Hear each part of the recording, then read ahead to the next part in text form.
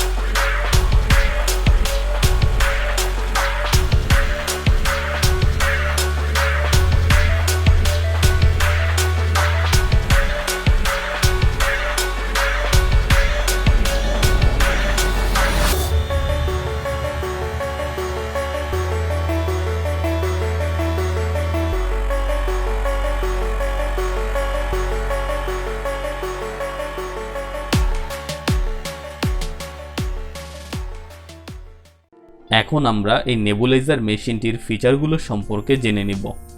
Made in Japan এই medical compressor নেবুলাইজারটির model নাম্বারটি হচ্ছে NTI003। এই মেশিনটিতে ব্যবহার করা হয়েছে heavy duty long lasting motor, যা কিনা আপনাকে দীর্ঘদিন সার্ভিস প্রদান করবে।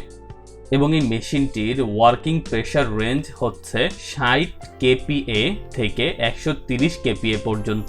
এই মেশিনটিকে ব্যবহারের সময় মোটরের সাউন্ড খুবই কম অনুভূত হবে এবং এটির বিল্ড কোয়ালিটি অনেক মজবুত করা হয়েছে।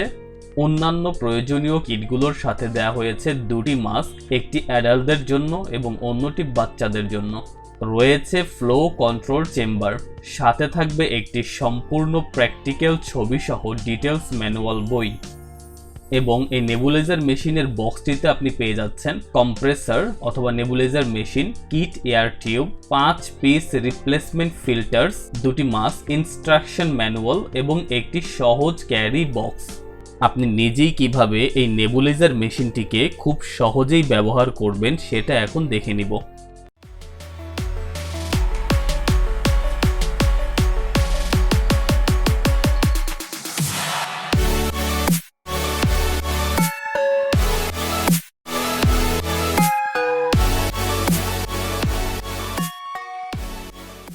অত্যন্ত গুরুত্বপূর্ণ একটি বিষয় এই ক্ষেত্রে মনে রাখতে হবে, নেবুলাইজার মেশিন ব্যবহারের ক্ষেত্রে যেই মেডিসিনগুলো ব্যবহার করতে হবে তা অবশ্যই ডক্টরের পরামর্শ অনুযায়ী হতে হবে।